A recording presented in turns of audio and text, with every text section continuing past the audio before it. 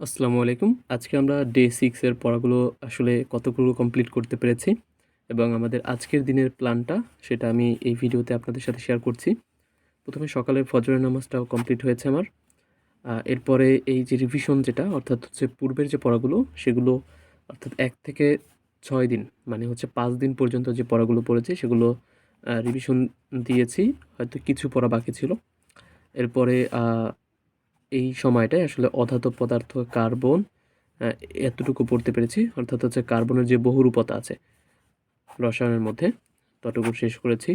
Spelling হচ্ছে ARC এই ২ টো word শেষ হয়েছে। এরপর ত্রিভুজের হচ্ছে ২ থেকে আসলে এখানে সম্পূর্ণ কমপ্লিট করতে পারিনি। ত্রিভুজের হচ্ছে এখানে আ ২ থেকে ৪ পর্যন্ত শেষ হয়েছে। অর্থাৎ টাইপ 2 থেকে 4 অর্থাৎ প্রায় অর্ধেক শেষ হয়েছে। যেহেতু ত্রিভুজ থেকে আসলে ১ মার্ক থাকেই যেকোনো পরীক্ষায় বলা যায়। তাই এখানে ১ মার্ক আমি ধরেছি।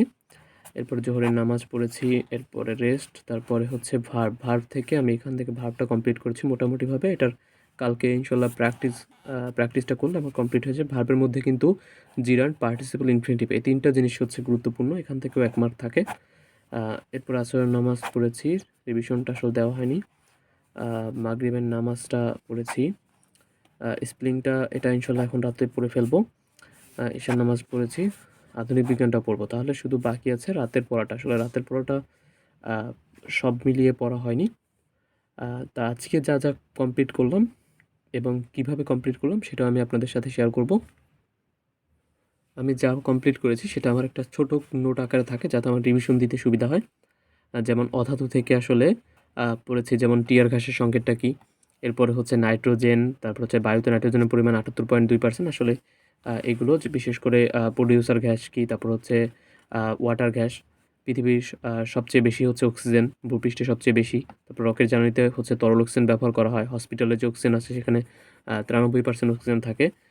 ওলিয়াম হচ্ছে ধূময়মান সালফিউরিক অ্যাসিডকে বলা হয় ওলিয়াম। ওলিয়ামের সংকেত হচ্ছে H2O7।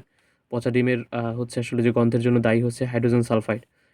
হ্যালোজেন হচ্ছে জারক এবং এটা অধাতু। সাধারণত সবচেয়ে সক্রিয় হ্যালোজেন হচ্ছে ফ্লোরিন।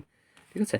আচ্ছা, এরপর হচ্ছে ক্লোরিন, ব্রোমিন, আয়োডিন। আয়োডিন হচ্ছে শৈবালে পাওয়া যায়। বিশেষ করে পানিতে জীবাণু যেটা হচ্ছে এই ক্লোরিন পরিষ্কারক, জীবাণু পরিষ্কারক ব্যবহার করা হয়। কলের পানিতেও কিন্তু ক্লোরিন থাকে।